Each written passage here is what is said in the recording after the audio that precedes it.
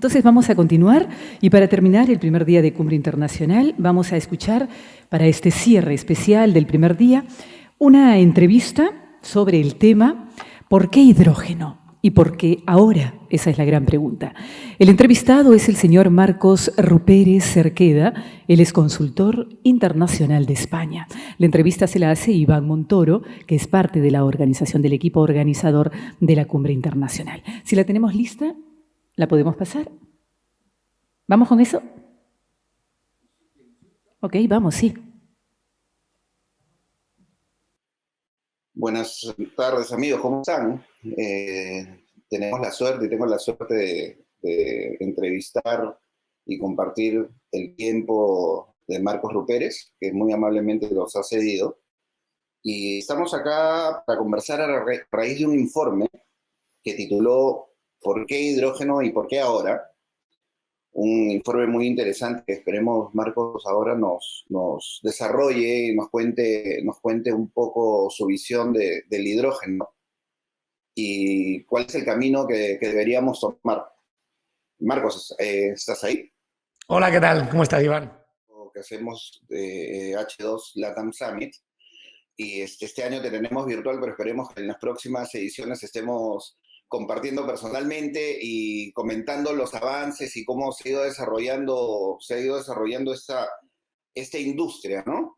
Y bueno, yo quería empezar este espacio. Leí el informe, súper interesante, de mucha calidad. Gracias por compartirlo. Y quería empezar por la pregunta que haces al abrir el informe, ¿no? ¿Por qué hidrógeno y por qué ahora? Bueno, ¿por qué hidrógeno y por qué ahora? Por un lado, el por qué hidrógeno y por qué ahora hay que enmarcarlo en la perspectiva internacional a largo plazo, que está muy enmarcada dentro de la Agenda 2050 del Net Zero escenario de las Naciones Unidas, ¿no?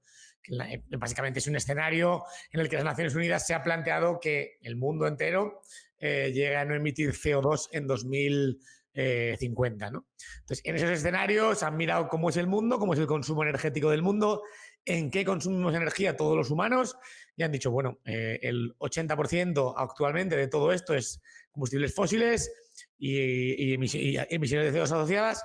Y entonces cada una de las aplicaciones han ido revisando y han dicho, bueno, ¿cómo llegaremos a 2050 sin que esta aplicación concreta no emita CO2, ¿no? Y han pasado por aplicaciones, pues aviones, barcos, coches, industria de diferentes tipos, etcétera. Y entonces, para cada aplicación han buscado cuál es el que creen podría ser una tecnología que cubra mejor la necesidad sin CO2, y de ese análisis el resultado que han obtenido, que no digo que sea correcto, es el que han obtenido las Naciones Unidas, es que para 2050 debería haber entre un 8 y un 24% de todo el consumo de hidrógeno, de todo el consumo primario de energía proveniente de hidrógeno. Entonces, cuando se plantea a las Naciones Unidas este objetivo a 2025, o 2050, perdón, para el que quedan 20 y pico años, 30 años, por decir, 30, 28 años quedan actualmente, y cuando empiezan a decir, bueno, tenemos que llegar a este punto, y por tanto, si tenemos que llegar a este punto, tenemos que haber pasado por estas etapas previas, ¿no? No se llega a ese punto de un día para otro, ¿no? Y menos a un 20% de energía primaria. Entonces, cuando empiezas a tirar hacia atrás los key points, los puntos de paso por los que tienes que pasar para llegar ahí, llegas a un punto en el que o empiezas ahora a desarrollar el hidrógeno o no vas a llegar seguro a ese 2050 con ese escenario. Entonces, no sabemos si vamos a llegar a 2050 con ese escenario. Lo que sí se sabe es que si no se empieza ahora fuerte, no se va a llegar seguro. Aunque se empiece ahora fuerte, no es seguro que se llegue. Entonces, ¿por qué hidrógeno y por qué ahora? Ahora, porque si no empieza ahora, no vas a llegar al 2050 o a los objetivos de las Naciones Unidas. ¿Y por qué hidrógeno? Porque hay muchas de esas aplicaciones que se quieren descarbonizar, que se piensa o se cree que el hidrógeno va a ser el mejor candidato para descarbonizarlas. ¿Más o menos te he respondido? Sí, clarísimo, clarísimo. Y dime, ¿y por qué el hidrógeno y por qué no otras tecnologías? La nuclear, por ejemplo, que tampoco es emisora de CO2. Bueno, a ver, Una confusión muy habitual en el sector energético, o de la gente que se aproxima al sector energético de otros sectores, es asemejar energía eléctrica a energía en general. Hay que entender que en un país desarrollado, como puede ser Chile, como puede ser España, el 80% de la energía que consumimos no es electricidad. Por tanto, la nuclear no puede ser jamás por axioma una solución al cambio climático. Igual que no lo pueden ser las renovables por sí solas.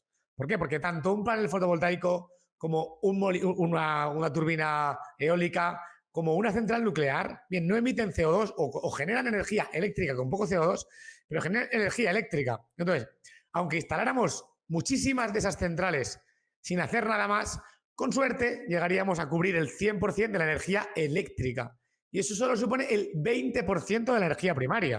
Con lo cual, habríamos hecho un esfuerzo titánico, entre comillas, para nada, para descarbonizar el 20% de la economía. Entonces, hay una parte de la que se suele hablar menos, o se le suele dar menos importancia y tiene igual o más de importancia, que es la electrificación de la economía. Es decir, si tenemos fuentes energéticas que no emiten CO2, que producen electricidad, lo que tenemos que lograr es que ese 80% de consumo que no es eléctrico se convierta en originariamente eléctrico. No consumo primario, porque la energía primaria nunca es eléctrica, sino que consuma electricidad para que ésta pueda ser generada con fuentes no renovables.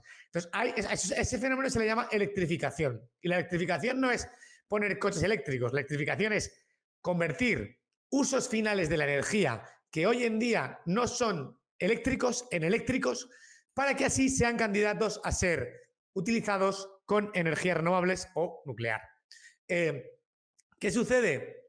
Sucede que cuando nos podemos revisar de ese 80% de usos que no son hoy en día eléctricos, empezamos a ver diferentes cosas, diferentes tipologías, usos muy diferentes, tan diferentes como generación de calor en viviendas, generación de calor en industrias, procesos de reducción de minerales, de óxidos minerales. También hay movilidad de diferentes tipos, barcos cargueros, aviones, vehículos, transporte urbano, transporte por carretera, etcétera, etcétera. Hay un abanico muy grande, hay industria química, etcétera. Entonces, hay todo ese abanico grande de posibilidades, y cada una de ellas hoy en día se suministra con un combustible fósil, unas con diésel, otras con queroseno, otras con gas natural, otras con carbón. Pero hoy en día, cuando pensamos en cambiarlas, tenemos que ver cada una y ver cuál es la mejor tecnología candidata para convertirlas en eléctricas. Y entonces ahí entramos en, bueno, el hidrógeno es la aparentemente mejor energía candidata para algunas de ellas. Y digo aparentemente porque no se sabe. Ahora mismo lo que estamos es una etapa de prueba, ¿no? Entonces, ¿para qué usos finales de la energía que hoy en día son fósiles el hidrógeno podría llegar a ser una buena tecnología candidata, o estamos testándolo? Bueno, pues en general, para todas aquellas que son muy intensivas en energía. Todas aquellas que requieren mucha energía en poco peso, y en general todas las que son muy intensivas en energía, y todas aquellas que están aisladas de la red. Y me explico. Por ejemplo, para hacer calderas en viviendas hay una tecnología que se llama bomba de calor, que tiene eficiencias o COP de hasta 300, 400, 500%, y por tanto, y es perfectamente aplicable a una vivienda, y por tanto ahí el hidrógeno no parece que vaya a tener mucha cabida. ¿Por qué? Bueno, pues porque el hidrógeno, una caldera con hidrógeno, con suerte tendrá el 90% de eficiencia y genera ese hidrógeno un 70%. Por tanto, un 70 o un 90 con respecto a un 300 difícilmente va a tener cabida. Sin embargo, hay otras aplicaciones, como puede ser el paradigma de un avión de comercial, un Boeing 737-800, por ejemplo. Para hacerlo eléctrico, pues habría que hacerlo probablemente con baterías de litio eléctricas. Con baterías de litio eléctricas, un avión de ese tipo, que tiene como 5.000 kilómetros de autonomía, 6.000, no volaría ni 50 kilómetros, probablemente ni despegaría. ¿Por qué? Porque el peso de una batería por cada unidad de energía que almacena es altísimo. Por tanto, no es aplicable una batería de litio para un avión, o por lo menos para un avión comercial de larga distancia. Entonces, ahí es donde, oye, no entran las baterías de litio. ¿Qué otras opciones tenemos? Bueno, pues el hidrógeno es una de ellas, porque el hidrógeno sí es posible hacer un avión con hidrógeno líquido quemándolo en turbinas, generado con electrolisis y energías renovables, y por tanto esa es una aplicación muy clara en la que el hidrógeno podría tener una aplicación. Y digo podría tener porque hay otras posibilidades. Podría ser biocombustible, podría ser amoníaco basado en hidrógeno. Pero bueno, el hidrógeno es un buen candidato y por tanto se va a testar. Se va a testar y se va a poner a competir con otras. ¿Qué otro tipo de aplicaciones son difícilmente suministrables por otras cosas que no sean hidrógeno? Pues, por ejemplo, una muy clara son todos aquellos insumos industriales que ya son hidrógeno, como son los fertilizantes, el metanol, la hidrogenación de combustibles fósiles. Esos son insumos energéticos que en realidad no son energéticos, porque en realidad son consumos de hidrógeno como molécula para integrarlo en otras moléculas. Ahí, ahora mismo, esos consumos se cubren con gas natural, con reformado de gas natural y en un futuro, si se quiere descarbonizar, se tendrán que cubrir con hidrógeno verde. Y así podríamos hablar de un montón de tecnologías como son probablemente los camiones por carretera, aunque está por ver si son eléctricos o son de hidrógeno, probablemente los buques cargueros con hidrógeno o con amoníaco, que no es más que un portador del hidrógeno. Podríamos hablar de calor industrial de alta temperatura, aquellas tecnologías, aquellos usos de calor en los que no hay otra tecnología posible, como puede ser el vidrio, el sector cementero. Pero bueno, todo al final son tecnologías en las que se va a probar el hidrógeno y se va a ver si es la mejor opción para descarbonizar nuestra economía con proyectos piloto como tenemos ahora o grandes proyectos. Pero dentro de unos años sabremos si esos proyectos han puerto, si realmente es la mejor tecnología o otra tecnología es mejor. Entonces, aquí habría que diferenciar diferentes proyectos. Los proyectos que suministran hidrógeno a consumos actuales y los que son usos futuribles, ¿no? No sé si te he respondido, me ha alargado un poquito. Sí, no, claro, está súper claro. Sí, o sea, el 80% de la energía que consumimos como en el planeta es no eléctrica. Correcto. Y ese es el universo que tenemos para desarrollar la industria del hidrógeno y las tecnologías de hidrógeno en diferentes áreas, en transporte, en fertilizantes, que también he estado viendo el informe y recopilando datos y investigando un poco. ¿Qué visión tienes tú del hidrógeno para Latinoamérica en general, ¿no? O sea, yo leyendo tu informe, viendo lo que pasa en Europa, leyendo, por ejemplo, el uso del hidrógeno en fertilizantes. Nosotros somos una región que producimos alimentos, sin embargo, consumimos el fertilizante que se produce en Europa Oriental, que ahorita está en conflicto y por lo tanto tenemos un abastecimiento muy limitado. Un poquito caro el gas para hacer ese fertilizante. Y limitado además, o sea, no es que podamos comprar las 100 toneladas que compraba ayer y la tenía en 2 semanas, ¿no? O sea, hay limitaciones también. Entonces, bueno, sí, adelante. No, si quieres. Para mí la oportunidad es clara. Y además voy a ser crítico, probablemente esto va a ser polémico en este congreso. Creo que Chile lo está orientando en una dirección para mí no correcta, ¿no? Porque la oportunidad del hidrógeno, la oportunidad real es ser independiente energéticamente. Me refiero a que no es correcta porque Chile se centra mucho en exportar. Y exportar está muy bien, pero eso no te hace independiente energéticamente. Eso te puede hacer dependiente. Puede ser que exportes mucho y luego no tengas para ti, ¿no? La oportunidad que aporta el hidrógeno es ser independiente energéticamente. Todo el mundo tiene sol, todo el mundo tiene viento y todo el mundo tiene agua. Y por tanto, todo el mundo, cuando digo todo el mundo me refiero a todos los países tienen la capacidad de autogenerar su hidrógeno para esas aplicaciones en las que el hidrógeno tiene una buena utilidad, ¿no? Incluso todo el mundo tiene esa capacidad de generar su propio amoníaco para hacer su propio fertilizante. Probablemente Chile, no lo sé, creo que no tiene gas natural o no tenía antes capacidad alguna de generar su fertilizante. ¿Por qué? Porque el fertilizante se hace por reformado de gas natural y luego con ese reformado un proceso Haber-Bosch para hacer fertilizantes nitrogenados. Reformado de gas natural, sintetizado de amoníaco y luego mediante el proceso Haber-Bosch. Hoy en día, con la tecnología que hay, la oportunidad de Chile es ser independiente, generar su propio amoníaco y su propio fertilizante con sol y viento, no venderlo. Entonces, la oportunidad es clarísima, es ser independiente y descarbonizar tu economía. Para todo el mundo, para Latinoamérica, para España y para el Congo, ¿sabes? O sea, la oportunidad es similar para todos. No es la misma, obviamente, porque no todo el mundo tiene el mismo ratio de población con respecto a recursos renovables, ¿no? Y esa es la razón por la que Chile se centra en exportar, aparte de porque Chile tenéis una economía tradicionalmente muy exportadora de minas de cobre y de otras cosas. Entonces, tenéis un pensamiento muy condicionado, por así decirlo, muy focalizado en exportar porque es el negocio que conocéis, ¿no? Pero yo os hago la invitación a que le deis una pensada no está mal exportar, pero la principal oportunidad que hace el hidrógeno no es exportar, es quedártelo tú. ¿Por qué? Bueno, porque el hidrógeno es una molécula muy ligera y muy complicada de confinar. Exportar hidrógeno a Europa desde Chile no es nada fácil. Traigo malas noticias, no es nada fácil. Llevar hidrógeno en barcos no es nada fácil. De hecho, los planteamientos de exportación de hidrógeno de Chile a España o de cualquier país por mar a otro país pasan siempre en general por hacerlo amoníaco, porque transportarlo como hidrógeno líquido a esa distancia es bastante complicado y caro. Y como amoníaco es algo menos caro, pero lo que sí es muy caro después es transformar ese amoníaco en hidrógeno otra vez. Entonces, ahí veis limitada vuestra capacidad de exportación. ¿Por qué? Porque muy probablemente sí vais a poder exportar, pero vais a poder exportar amoníaco para ser usado en Europa como amoníaco.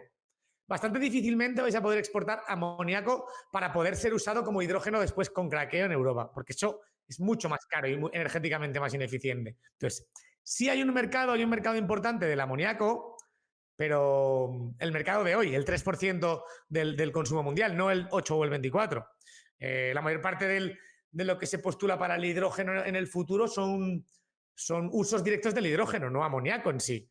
Y por tanto, depende cómo evolucione la coyuntura global, si el amoníaco se queda solo en los consumos actuales y no evoluciona hacia barcos, hacia otras cosas, como un combustible, dudo que Chile pueda exportar más allá del tope del consumo de amoníaco para fertilizantes que tenga Europa hoy en día. Igual no es un negocio ni mucho menos de la amplitud en la que estamos hablando aquí, ¿no? Entonces, la oportunidad real, la que seguro hay para Chile, y además Chile que tiene inmensas cantidades de recursos de territorio, básicamente, donde poner placas fotovoltaicas, donde poner molinos eólicos y muy poca población, es decir, no sé cuál es la población de Chile, Iván, perdona, no lo sé ahora mismo, 10 millones, algo así.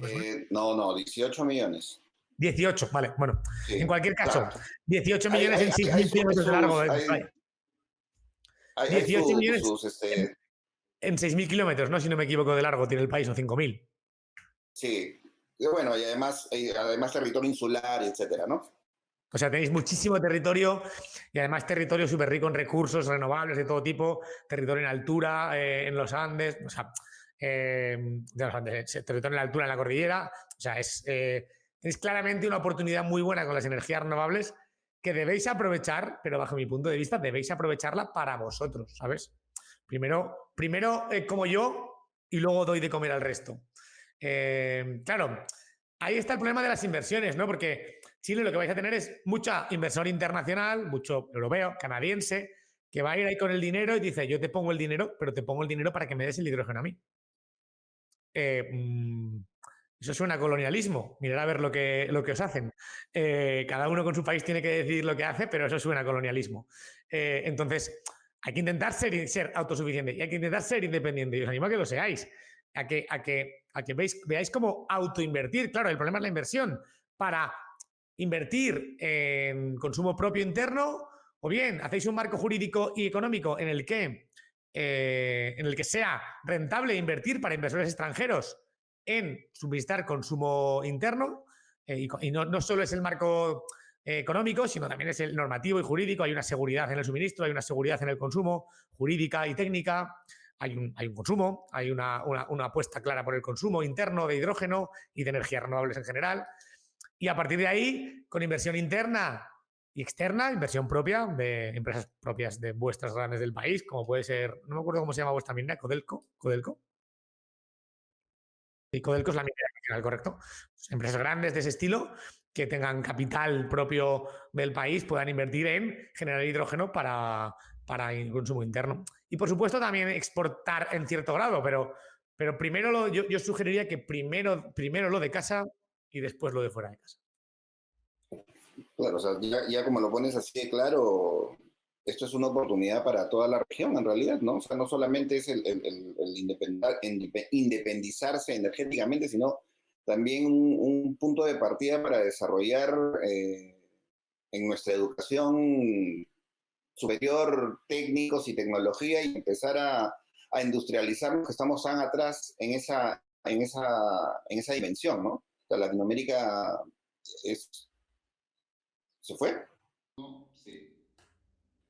Sí, Marco, súper claro el mensaje. Yo creo que es una oportunidad para la región que se tomen los rumbos correctos, ¿no? Porque esto no solamente es salvar a la gente que vive en altura por un tema de energía para calefaccionar o para tener un carro que no emita CO2. Creo que acá el tema es mucho más grande, ¿no? O sea, es desarrollo de industria, desarrollo de tecnología, eh, empezar realmente un verdadero proceso de independización o generar un nuevo modelo, digamos, ¿no? Entonces, sí, eso te agradezco lo claro que ha sido. Y la otra pregunta sería, ¿y cómo ves tú el desarrollo? O sea, ¿cuáles van a ser los siguientes pasos en el desarrollo de las tecnologías y la industria del hidrógeno? O sea, ¿hacia dónde vamos a ir? ¿Hacia la movilidad? ¿Hacia, no sé, cómo ves tú? ¿Cuál es el siguiente paso inmediato? Vale, mira, ahí habría que diferenciar también dentro de lo que se plantea, de lo que la ONU plantea como el futuro del hidrógeno, entender que hay un consumo actual de hidrógeno que ya representa como el 2 o el 3% de todo el consumo primario del mundo, que es un consumo industrial, es un consumo en amoníaco para fertilizantes, en metanol para industria química y en hidrogenación de combustibles fósiles.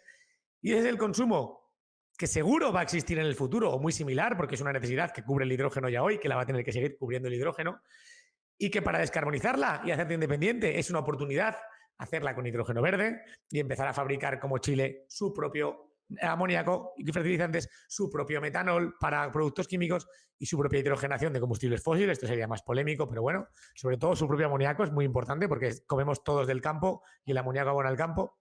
Y luego hay otro tipo de proyectos que se plantea que en el futuro sea el grueso, pero que son proyectos con mucho más riesgo, no nos engañemos, que son proyectos que no se sabe en qué grado van a tener éxito o no, que son los proyectos de electrificación de todo ese 80%, ¿no?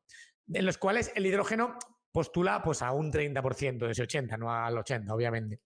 Entonces, ¿cuáles de esos proyectos van a tener más éxito? Bueno, pues se plantea movilidad como la siguiente frontera. A nivel generación de calor, yo tengo mis reservas porque se está intentando emplear en generación de calor para muchos usos. Y yo creo que todos los usos de generación de calor de temperaturas medias y bajas se cubrirán bastante bien con electrificación directa. Y por tanto hay que ir solo por los de temperaturas altas, movilidad de largas distancias y alto peso. Pero hay que entender que si yo trabajo a veces para fondos de inversión y para inversores, y mi consejo es siempre el mismo. Yo, si tuviera que poner mi dinero hoy, no tendría ninguna duda. No, lo pondría principalmente en generar amoníaco para fertilizantes. Porque ahí es donde va a estar el grueso de las inversiones. Son las inversiones que son seguras, con baja incertidumbre, en las que encima el gas está por las nubes. Es una inversión bastante segura. Es bastante probable y seguro que haya un gran mercado de hidrógeno verde para hacer amoníaco para fertilizantes. Es bastante seguro también, es un poco menos seguro que lo haya para metanol porque hace falta capturar CO2 y para combustibles fósiles, pero para amoníaco es muy seguro. Y a partir de ahí luego ya empezar a valorar y no hacer lo que estamos haciendo todos los países actualmente, que es tirar a todos los puntos. Yo recomiendo hacer un análisis muy en detalle de qué usos finales del hidrógeno son en los que tiene un mayor valor y atacar esos primero. No centrarnos en todo, no empezar a hacer calderas de vapor de hidrógeno, de todo tipo de cosas y pensar, no, el hidrógeno, ¿dónde tiene más valor? ¿Y dónde, por tanto, es más probable que exista un mercado en el futuro? Y es porque podría ser, por ejemplo, mercado complicado, los coches. ¿Va a haber coches de hidrógeno en el futuro? No lo sé. Así como te digo, amoníaco para fertilizante ver seguro. Coches como tal de hidrógeno, no lo sé. Y puede ser que no. No lo sabemos, porque los coches eléctricos funcionan muy bien, hacen la función muy bien. Que haya coches de hidrógeno, pues dependerá de otros factores como la implantación que haya de hidrogeneras, si existe o no en el mundo un déficit de los recursos minerales que hacen falta para el coche eléctrico. No es seguro si va a haber coches de hidrógeno. Sin embargo, ¿que va a haber camiones de hidrógeno? Bueno, pues ya es un poco más seguro. ¿Por qué? Porque ya es más difícil hacerlos con eléctricos. Y que va a haber, y de nuevo, que va a haber industria como la del amoníaco en base a hidrógeno verde, es bastante seguro. Entonces, si tú eres un inversor, y me da igual si eres un inversor privado que público, debes hacer el mejor uso del dinero en utilidades que tengas una seguridad de que van a cumplir una función social si eres público, o que tengas más seguridad de que no hay un riesgo muy alto y por tanto vas a tener un beneficio y unos flujos de caja con garantías. Y entonces ahí es donde está principalmente el amoníaco para fertilizantes. Y ahí hay campo para mucho trabajo. Y no digo que el resto de áreas no las hagas. Lo que digo es que, al igual que un inversor profesional, diversifiques tu cartera en la justa medida del riesgo. Es decir, ¿qué hace un inversor profesional? Un inversor profesional, imagínate, yo soy señor Rockefeller, no sé qué, no me acuerdo cómo se llama el señor Rockefeller, y tengo 1.000 millones de euros para gastar este mes. O es mi cartera de 1.000 millones de euros. El señor Rockefeller tiene mucha más que 1.000 millones, pero bueno, 1.000 millones de euros. El señor Rockefeller coge y de esos 1.000 millones, 900 los mete en valores relativamente seguros, que le van a dar rentabilidades por debajo de un 5 o debajo de un 10, en value investing, bla, bla, bla. Eso sabe que lo mete ahí y es economía que ya existe, es economía que va para adelante, que la duda no está si ganaré dinero, no, está en si ganaré un 10 o un 3, pero ganaré. Y por tanto, no voy a perder mi 10%. Luego, del otro 100 que le queda, mete 50 en cosas que están en mercado empezando, y luego el otro 10 lo distribuye, el otro que le queda, que son un poquito de cosas, lo distribuye en 10 o 12 empresas startups que lo más probable es que desaparezcan al año que viene. Pero bueno, que si una de ellas sigue funcionando, igual es más grande que los otros 900 millones, pero invierto 2 millones. Bueno, pues en el hidrógeno, como estrategia de gestión de riesgos país, habría que hacer un poquito lo mismo. ¿Qué es lo que va a ser seguro? El amoníaco. Ahí 900. ¿Qué es lo que va a ser un poco menos seguro? Oye, pues movilidad, no sé qué. Bueno, pues ahí 50. ¿Qué es lo que es mucho más seguro? Pues calderas, calor, esto no estoy tan seguro. Pues ahí 50 distribuido en 10 tipos de... en 10 aplicaciones. Y ahí, bueno, pues estás desarrollando todo, pero en su justa medida. No sé si he hecho un símil un poco extraño con esto de las inversiones, pero creo que se queda claro para dónde poner el capital y gestionar el riesgo, ¿no?, de la inversión de ese capital. En este caso es un riesgo tecnológico, un riesgo de mercado, de si se va a desarrollar o no el mercado, pero en el fondo es un riesgo y se gestiona igual que el riesgo financiero de invertir si eres el señor Rockefeller. No, clarísimo. Y además esto también espero que ayude a generar las políticas adecuadas para realmente aprovechar esta oportunidad. En Chile, en Perú y en cualquier país de nuestra región, ¿no? Sí, bueno, las políticas siempre son complicadas porque los países democráticos tenemos serios problemas para planificar políticas a largo plazo. No diré nada más para no ser más polémico, pero es la realidad. No es que esté defendiendo la dictadura, es que no las defiendo para nada. Soy un demócrata convencido, pero hay que entender las servidumbres que tiene ser libre en esta vida. Y las servidumbres que tiene es que, tal y como os diseña el sistema, hay un ciclo político de 4 o 6 años, depende del país, en el que es complicado diseñar a largo plazo y, por tanto, es complicado hacer políticas a largo plazo. Y el hidrógeno debería basarse en pactos de Estado en los que la oposición y el gobernante hagan un pacto a largo plazo, pues como hizo Corea en su día, que Corea es un ejemplo muy claro de este tipo de tecnologías, y decida a por qué vamos a ir. Y no es a por el hidrógeno, vamos a ir a por esta decisión de amoníaco 900, movilidad 50, pero no la movemos. No la movemos nadie en 10 años, porque si la movemos en 10 años... será como no hacer nada, porque hablamos del mercado energético, hablamos de llegar a porcentajes relevantes del 8, del 10%, del 20% del consumo primario mundial de energía. Eso es como un gran buque moviéndose. Eso no gira el timón en años. En un año, ni en 2, ni en 3, ni en 10. Tienes que llevar el timón firme en una dirección para obtener resultados. Entonces, ahí está el serio reto de las políticas en estos aspectos, para que no haya giros de timón, para que el timón de cada país vaya en una dirección siempre en la misma, y, por tanto, obtengamos resultados en el mercado del hidrógeno. Entonces, hacer políticas es complicado por eso, porque además, dentro de esas políticas, seguro que pues un político piensa una dirección, otro piensa en otra, dentro del propio hidrógeno, ¿no? Pues a mí me parece que la movilidad es lo más importante, a mí me parece que el amoníaco... Bueno, yo soy consultor, me dedico a opinar, pero la decisión es de otros, ¿no? Y asesoro a quien me lo pida. Pero la decisión que tienen que tomar es suya y tienen que tomar una decisión consensuada y con pactos de Estado, porque si no, da igual la que tomes, ninguna servirá. Porque aunque tomes la correcta, si solo la sigues 5 años, tampoco servirá. Entonces, el marco normativo es importante, pero es mucho más importante que el marco normativo sea estable y que haya una seguridad jurídica y una línea trazada en una dirección clara y constante en el tiempo. Clarísimo. Y eso es algo que adolecemos mucho en nuestra región, lamentablemente. No, en todas las regiones con ciclo político. Al final, los votantes quieren ser elegidos y, por tanto, hacen cosas a corto para que dentro de 4 años les votes. En todos los sitios que hay elecciones. Es una servidumbre de la libertad. Sí, sí. En todo caso, los ejemplos en Latinoamérica son bastante más evidentes, para no decir otra cosa. No nos metamos en política, que si no nos censuran. Sí, mejor no es nuestro tema. Sí. Oye, Marcos, realmente es súper claro. Lamentablemente creo que ya estamos en el tiempo. Te agradezco. Sí, te agradezco el conocimiento, te agradezco el compartirlo, el evangelizar en esas nuevas tecnologías, en este intento de frenar el calentamiento global, en este intento de ser mejores como sociedad respecto a la isla en la que vivimos.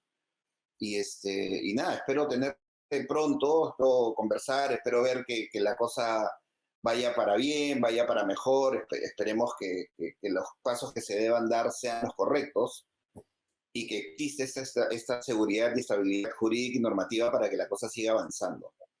Y nada, 2 minutos para que te despidas de este público que seguramente va a estar pegado a la conferencia. La verdad es que muchas gracias por las preguntas y creo además, Iván, que hemos sacado unas reflexiones juntos aquí bastante interesantes, ¿no? No hablar todo el rato de técnica de hidrógeno, sino de este planeamiento país y dar una visión un poquito más de alto nivel, de globalista. Y nada, espero que tengáis muchos éxitos y espero estar en Chile pronto con vosotros. Un abrazo a todos. Muchas gracias, Marcos. Un abrazo para ti. Y sí, esperamos tenerte sí o sí el próximo año en el próximo evento. Ya he estado en Chile muchas veces, ¿eh? Lo conozco. En el evento, digo. Listo, muchas gracias. A vosotros.